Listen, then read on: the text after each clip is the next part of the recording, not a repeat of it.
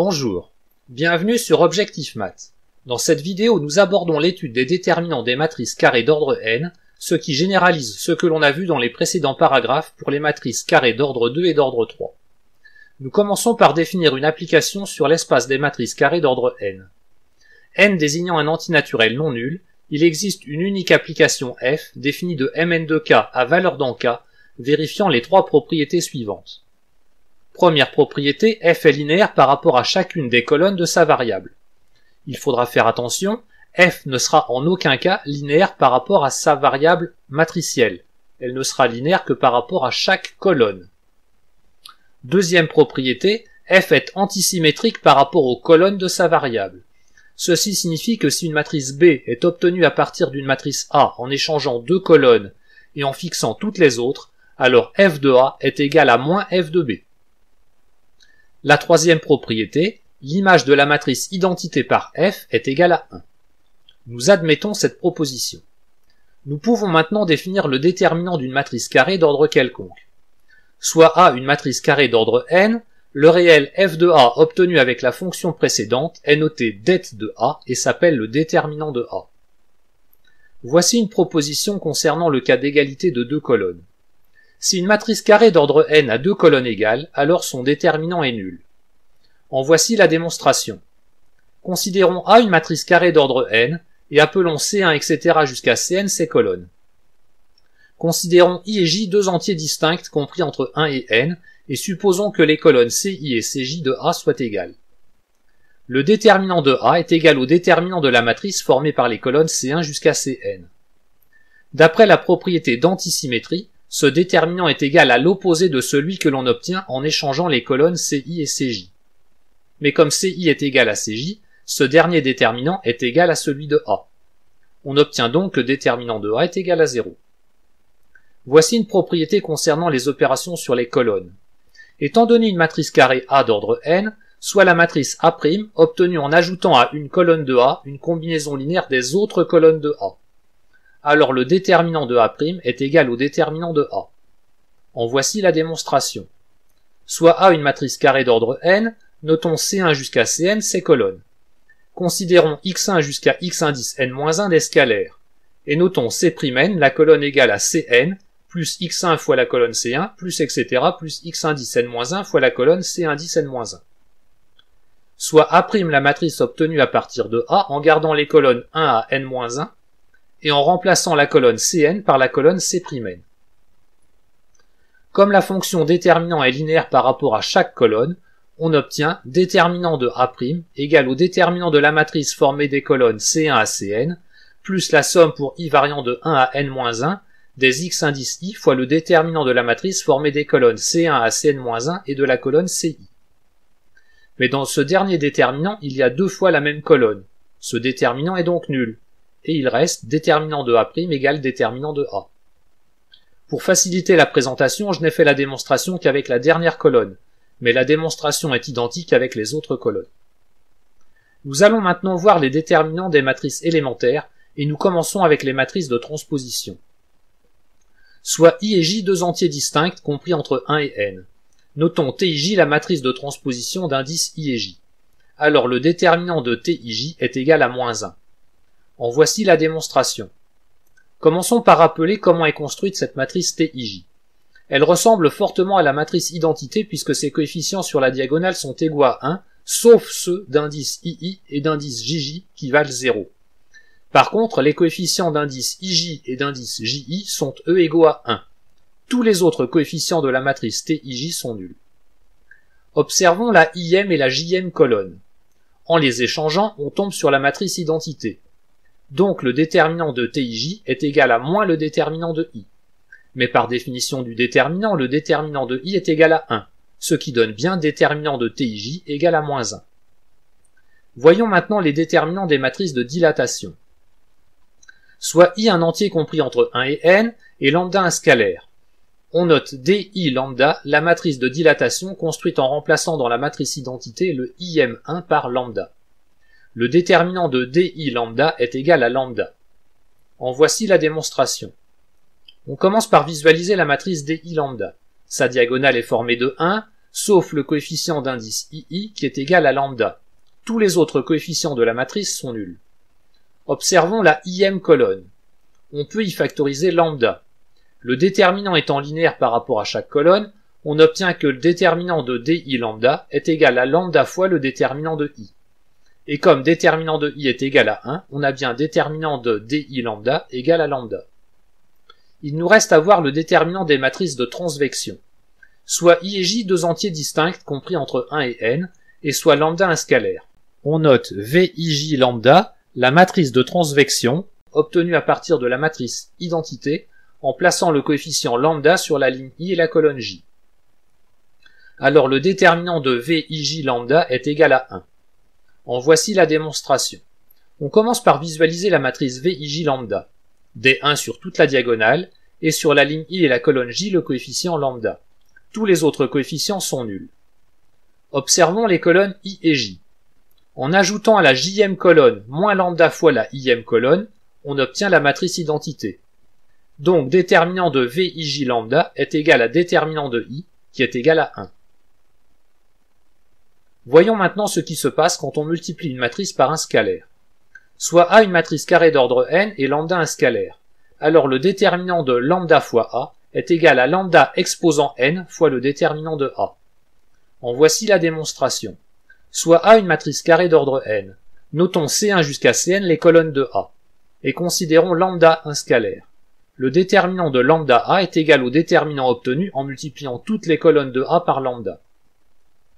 Le déterminant étant linéaire par rapport à la première colonne, on peut factoriser par lambda dans la première colonne, ce qui donne déterminant de lambda A égal à lambda fois la matrice construite avec C1, lambda C2, etc. jusqu'à lambda Cn. Mais le déterminant est linéaire par rapport à chaque colonne, on peut donc effectuer la même opération sur toutes les colonnes, ce qui donne finalement déterminant de lambda A égal à lambda puissance n fois déterminant de A. Voici le cas particulier du déterminant d'une matrice triangulaire. Considérons A une matrice triangulaire. Le déterminant de A est égal au produit de ses coefficients diagonaux, c'est-à-dire que le déterminant de A est égal au produit pour i variant de 1 à n des A indices ii. En voici la démonstration, et nous commençons par le cas où l'un au moins des coefficients diagonaux est nul. Pour fixer les idées, on suppose que A est une matrice triangulaire supérieure. On note C1 jusqu'à Cn les colonnes de A. Notons U1 jusqu'à UN les vecteurs de la base canonique de Mn1 de K. Si A11 est nul, la première colonne de A est nulle, et le déterminant étant linéaire par rapport à la première colonne, on a nécessairement déterminant de A égal à 0. Sinon, il existe un coefficient i compris entre 2 et n tel que A indice ii soit nul. Les colonnes C1 jusqu'à Ci peuvent toutes s'écrire comme combinaison linéaire des colonnes U1 jusqu'à U indice i-1. La famille C1 jusqu'à Ci est donc une famille liée. L'une de ces colonnes est donc une combinaison linéaire des autres colonnes. Pour fixer les idées, on suppose que C indice i est une combinaison linéaire des colonnes précédentes. Autrement dit, C indice i peut s'écrire sous la forme somme pour j variant de 1 à i-1 des x indice j fois C indice j, où les x indice j sont certains scalaires. La linéarité du déterminant par rapport à la ième colonne nous donne déterminant de A égale somme pour j variant de 1 à i-1 des x indice j fois le déterminant construit avec les colonnes C1 jusqu'à Ci-1, Cj, Ci plus 1 jusqu'à Cn. Mais dans ces déterminants, il y a deux colonnes identiques à chaque fois. Les déterminants sont donc nuls. Il nous reste à traiter le cas où tous les coefficients diagonaux sont non nuls. Nous posons alors D le produit de ces coefficients diagonaux. Nous allons pouvoir mettre en facteur dans chaque colonne J le coefficient non nul AJJ. En posant B indice IJ égale A indice IJ divisé par A indice JJ, on obtient que déterminant de A est égal à D fois le déterminant de la matrice triangulaire formée de 1 sur la diagonale et des coefficients B et J au-dessus de la diagonale. Nous allons effectuer des opérations élémentaires successives. On commence par remplacer la colonne 2 par la colonne 2 moins B12 fois la colonne 1, ce qui ne change pas le déterminant. On transforme ensuite la colonne 3 à partir des deux premières colonnes pour ne faire apparaître que des zéros au-dessus du coefficient 1. Et on procède comme cela jusqu'à la dernière colonne. On obtient ainsi déterminant de A égal à D fois le déterminant de I, c'est-à-dire égal à D puisque le déterminant de I est égal à 1. Donnons maintenant une caractérisation des matrices inversibles. Soit A une matrice carrée d'ordre n, alors A est inversible si et seulement si déterminant de A est non nul. En voici la démonstration. Soit A une matrice carrée d'ordre n. Nous savons qu'il existe une matrice échelonnée réduite en colonne grand R et un certain nombre de matrices élémentaires notées E1 jusqu'à EP, telles que A soit égal à R fois E1 fois etc. jusqu'à fois EP. Commençons par regarder le cas où A n'est pas inversible. Alors la matrice R a au moins une colonne nulle. Grâce à la linéarité du déterminant par rapport à chaque colonne, on obtient que le déterminant de R est nul. La matrice R fois E1 est obtenue à partir de R par une opération élémentaire sur les colonnes. Si E1 est une matrice de transvection, le déterminant sera inchangé. Si E1 est une matrice de transposition, le déterminant est multiplié par moins 1. Et si E1 est une matrice de dilatation, le déterminant est multiplié par lambda. Dans tous les cas, le déterminant reste nul. Il se passe la même chose en multipliant ensuite par la matrice élémentaire E2 ou jusqu'à la matrice élémentaire EP. Donc le déterminant de A est nul. Si maintenant A est inversible, alors R est égal à la matrice identité grand I, et son déterminant est égal à 1. Chaque multiplication par les matrices élémentaires va multiplier le déterminant par 1, par moins 1 ou par un scalaire lambda non nul. Donc le déterminant de A est finalement non nul. Voyons maintenant le calcul du déterminant d'un produit. Étant donné deux matrices A et B carrées d'ordre n, le déterminant de A fois B est égal au déterminant de A fois le déterminant de B. En voici la démonstration, et nous commençons par le cas où B n'est pas inversible. Dans ce cas, la matrice AB non plus n'est pas inversible.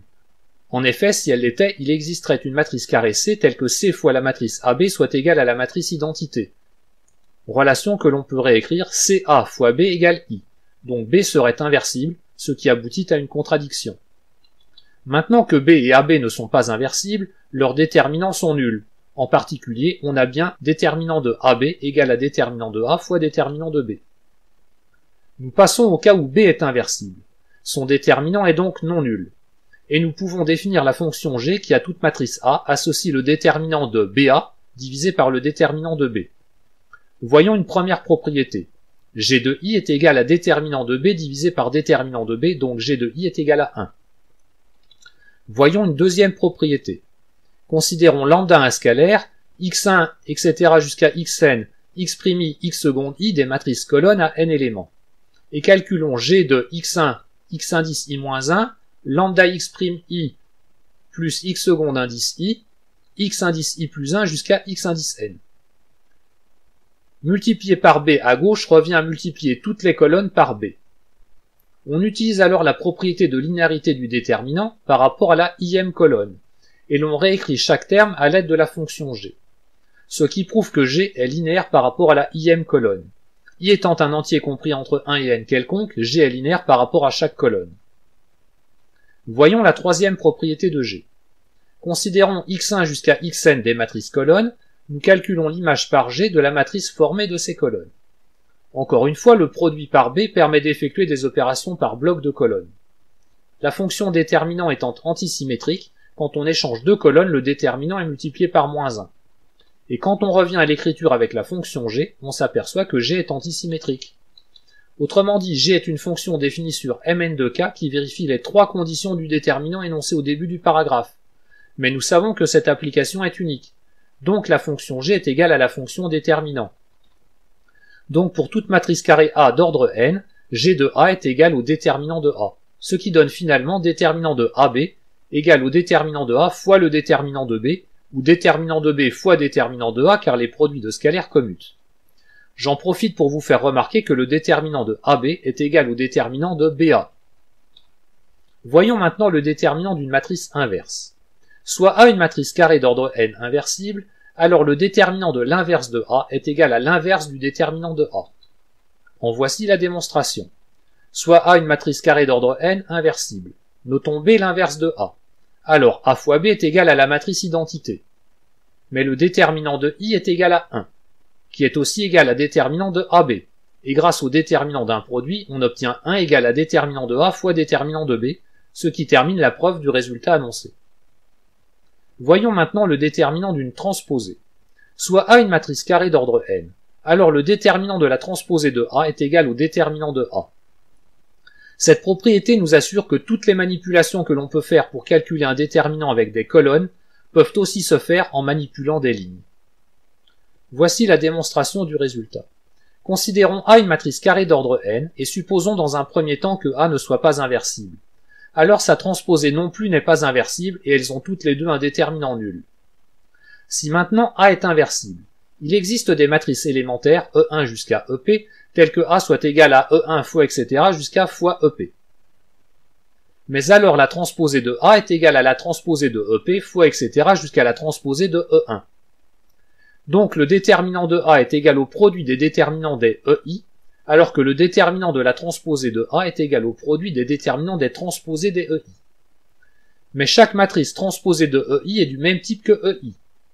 Si EI est une matrice de transposition, transposée de EI est aussi une matrice de transposition, et elles ont toutes les deux un déterminant égal à -1. Si EI est une matrice de dilatation, transposée de EI est une matrice de dilatation, avec le même coefficient lambda. En fait, on pourrait même être plus précis, la transposée de EI dans ce cas est égale à EI. Donc elles ont le même déterminant lambda. Et si EI est une matrice de transvection, transposée de EI est aussi une matrice de transvection. Elles ont toutes les deux un déterminant égal à 1. Donc pour tout I, déterminant de EI est égal au déterminant de la transposée de EI. Donc le déterminant de A est égal au déterminant de sa transposée. Allez, courage, il nous reste une propriété à voir dans ce paragraphe. Pour cela, nous avons besoin de la notion de sous-matrice, et nous allons nous contenter des sous-matrices d'ordre n-1. Considérons A une matrice carrée d'ordre n, et considérons deux entiers i et j compris entre 1 et n. En supprimant de la matrice A sa i-ème ligne et sa j-ème colonne, on obtient une matrice carrée d'ordre n-1 que l'on note A' indice ij. On dit que A' indice ij est une sous-matrice de A d'ordre n-1. En voici un exemple. A est une matrice carrée d'ordre 4, en supprimant sa troisième ligne et sa deuxième colonne, on obtient la matrice A' indice 3,2 ci-dessous. Ceci va nous permettre d'énoncer la formule du développement du déterminant. Soit A une matrice carrée d'ordre n, alors pour tout entier i compris entre 1 et n, le développement du déterminant de A par rapport à sa i-ème ligne s'écrit déterminant de A égale à la somme pour j variant de 1 à n des -1 exposant i plus j, facteur de A indice ij, facteur du déterminant de la sous-matrice A' indice ij. Et pour tout j compris entre 1 et n, le développement du déterminant de A par rapport à sa j-ème colonne s'écrit déterminant de A égale à la somme pour i variant de 1 à n des -1 exposant i plus j, facteur de A indice ij, facteur du déterminant de la sous-matrice A' indice ij. Ce sont ces formules qui nous ont servi de définition pour les déterminants d'ordre 3 au début du paragraphe 2. Voici la démonstration du résultat. On considère A une matrice carrée d'ordre n, on note x1 jusqu'à xn ses colonnes, et u1 jusqu'à un les matrices de la base canonique de mn1 de K. On fixe j un entier compris entre 1 et n. La j-ème colonne de A peut s'écrire x1 dj égale à la somme pour i variant de 1 à n des aij fois ui.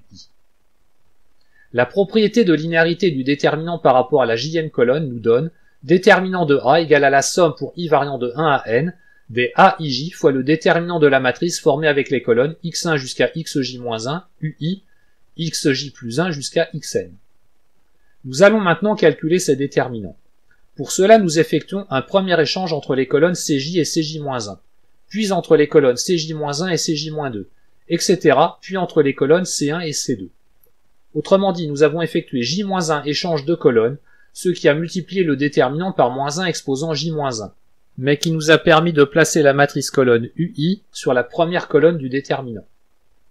On effectue maintenant des échanges sur les lignes pour amener le coefficient 1 de ui sur la première ligne du déterminant. On obtient un déterminant de la matrice formée avec les colonnes x1 jusqu'à xj-1, ui, xj plus 1 jusqu'à xn est égal à -1 exposant i-1 fois -1 exposant j-1 fois le déterminant de la matrice formée avec, sur la première colonne, la colonne u1, sur la première ligne, les coefficients qui étaient sur la i-ème ligne de A, sauf le coefficient qui était sur la j-ème colonne, et tout le reste de la matrice est occupé par la sous-matrice A'ij. Avec des opérations sur les colonnes, on peut annuler les coefficients de la première ligne. Il nous reste à calculer ce dernier déterminant. Pour cela, considérons la fonction h définie sur l'espace des matrices carrées d'ordre n-1, qui à toute matrice M associe le déterminant de la matrice, formé avec un 1 en haut à gauche, la matrice M en bas à droite, et les autres coefficients nuls. Il est assez facile de vérifier que l'image de la matrice identité d'ordre n-1 par H est égale à 1, que H est linéaire par rapport à chacune de ces colonnes, et que H est antisymétrique. H est donc égal à la fonction déterminant dans M indice n-1 de K. Donc H de M est égal à déterminant de M.